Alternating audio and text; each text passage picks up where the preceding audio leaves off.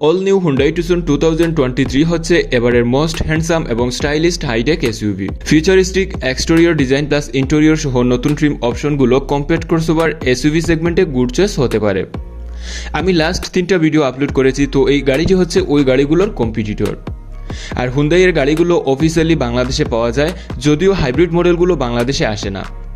তো এবার আশা করছি ফেয়ার টেকনোলজি নিয়ে আসবে। সো আজকের ভিডিওতে আমরা কথা বলবো অল নিউ 2023 মডেলের হুন্ডাই টুসন নিয়ে।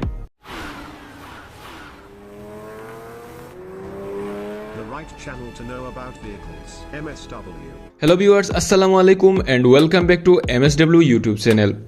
অটোমোটিভ ইন্ডাস্ট্রির আপডেট ভিডিওগুলো মিস করতে না চাইলে এখনই এমএসডব্লিউ চ্যানেলটি সাবস্ক্রাইব করে পাশে থাকা নোটিফিকেশন বেল বাটনটি অল করে দিন। Viewers, south Korean brand Hyundai তাদের অল নিউ 2023 হুন্ডাই টুসনের নতুন ফেসলিফট প্রকাশ করেছে। আর এবার তারা অনেক পরিবর্তন নিয়ে আসছে এবং 2022 সালের শেষের দিকে অর্থাৎ খুব শীঘ্রই তারা এটা মার্কেটে রিলিজ করবে। সো সবার মাঝে একটা কিউরিসিটি যে নতুন টুসনে কী কী থাকছে, তাহলে চলুন এবার জেনে নেই নতুন টুসন সম্পর্কে। ফার্স্ট অফ অল, এর এক্সটেরিয়র বিষয়ে যদি বলি, তবে এর সামনে প্যারামেট্রিক্স গ্রিল প্লাস ডার্ক রুম দেখতে পাবেন। আর এই গ্রিলের সাথে ইউনিকলি এর ডিআরএল লাইট সেট আপ আমার কাছেও ইউনিক লেগেছে। ইন্ট্রিগেটেড ডিআরএল এর নিচে থাকছে main LED headlight. So overall এর ফ্রন্ট ফেসিয়া বেশ লাক্সারি একটা লুকস দিয়ে থাকে। একটা মজার বিষয় হলো এই গাড়ির ফ্রন্ট ফেসিয়া আর সাউথ কোরিয়ান মানুষের ফেসের সাথে কেমন জানি একটা মিল আমি খুঁজে পাই। আপনাদের কি মনে হয়? যাই হোক, গাড়িটির সাইড প্রোফাইলে আসলে এর aerodynamic design plus body colour ডোর হ্যান্ডেল দেখতে পাবেন, তবে বডি শেপ বিগত মডেল থেকে বেশি একটা পরিবর্তন করেনি। তো সাইডে ক্রুম লাইন আপ এবং রোবোটিক্স ডিজাইনের অ্যালো হিল গাড়িটিকে আরও স্পোর্টি করে তুলেছে। আর ট্রিম অপশন অনুযায়ী 18 বা 19 ইঞ্চির অ্যালো হুইল হয়ে থাকে। তো স্যাটিন ফিনিশের roof rail, rear spoiler, shark fin antenna সহ ওভারঅল রেয়ার লুকসটা সামনের থেকে আরও impressive. Connected combine LED tail light, hazard light থাকছে। এট লাস্ট ওভারঅল এর এক্সটেরিয়র বিষয়ে যদি বলি, তাহলে আমি মনে করি এই প্রাইস সেগমেন্টে গাড়িটি অনেক মডার্ন এবং লাক্সারিয়াস ডিজাইনের। এবার যদি এর পাওয়ার ট্রেন বিষয়ে আসি, তাহলে গাড়িটি আপনারা চলমান সবগুলো ইঞ্জিন অপশনে পাবেন, মানে গ্যাসোলিন, হাইব্রিড এবং প্লাগ ইন হাইব্রিড। তবে আমাদের দেশে অফিসিয়ালি গ্যাসোলিন অপশন আছে। আর ইন্টারন্যাশনালি এর 2.5 লিটার, 2.0 লিটার এবং 1.6 লিটার অপশনে পেলেও আমাদের দেশে 2.0 লিটার প্লাস 1.6 লিটার অপশনে পাবেন। তবে আশা করি এবার হয়তো ফেয়ার টেকনোলজি 2.0 লিটারের হাইব্রিড ভেরিয়েন্ট নিয়ে আসবে। আর কপাল ভালো হলে তো এর প্লাগ ইন হাইব্রিডও পেতে পারেন। তো নর্মালি 2.0 লিটার ইঞ্জিন থেকে 187 হর্স পাওয়ার শক্তি পেলেও হাইব্রিড থেকে পাওয়া যায় 226 হর্স পাওয়ার, আর প্লাগ ইন হাইব্রিডে পাবেন 261 হর্স পাওয়ার। তো প্লাগ ইন হাইব্রিডে শুধুমাত্র ইলেকট্রিক মোটরের সাহায্যে 33 মাইল গাড়িটি অনায়াসে চলতে পারে। এছাড়া অল নিউ টুসনের টোয়িং ক্যাপাসিটি হচ্ছে 2000 কিলোগ্রাম। এর গ্যাস পাওয়ার্ড ইঞ্জিন অপশনে আপনারা ফ্রন্ট হুইল ড্রাইভ বা অল হুইল ড্রাইভ সিস্টেম নিতে পারেন, তবে হাইব্রিড ভেরিয়েন্টে স্ট্যান্ডার্ড হিসাবে অল হুইল ড্রাইভ পাবেন। আর ফুয়েল এফিসিয়েন্সি বিষয়ে আসলে গ্যাস পাওয়ার্ড ইঞ্জিন থেকে 29 মাইল পার গ্যালন মাইলেজ দিবে এবং হাইব্রিড অপশনে 38 মাইল পার গ্যালন দিয়ে থাকে। প্লাগ ইন হাইব্রিড অপশনে আসলে 80 মাইল পার গ্যালন মাইলেজ পাবেন। ওকে, তো এবার যদি এর ইন্টেরিয়রে আসি, তাহলে কুলিস্ট এবং ব্রাইট একটা ইন্টেরিয়র দেখতে পাবেন। এর পুরো ইন্টেরিয়রের অনেক জায়গায় glossy black line, chrome edges, soft touch leather finishing দেখতে পাবেন।